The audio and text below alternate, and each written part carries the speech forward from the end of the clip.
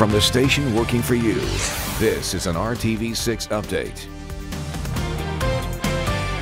Hello, I'm Amanda Starantino, and these are your latest headlines from the RTV6 newsroom. An RTV6 update: Greenfield police make 2 arrests after an SUV slammed into a home back in November. Police say 35-year-old Paula Sandair lost control of her vehicle on a slippery street November 26th and hit the house on West 7th Street. The house was pushed off its foundation, but the homeowners were not injured.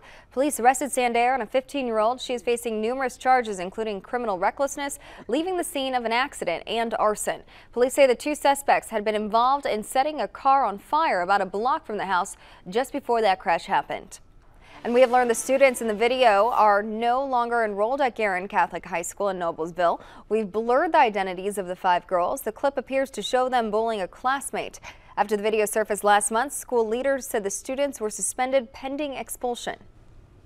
And the talking almost over. We've talked about it all week long. Snow arriving for your Saturday. You'll be believing in the snow once you see it, right? And it arrives and sticks around most of the day tomorrow. A snowy Saturday, and with a prolonged period of snowfall potential, generally 4 to about 7 inches expected.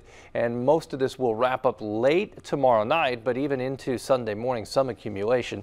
There are the anticipated snowfall totals: 5 to 6 inches with an isolated 7-inch amount in spots.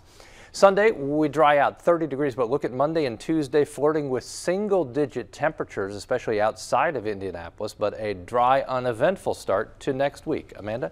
And for more weather and stories you need to know, download the RTV6 mobile app. Thank you for joining us.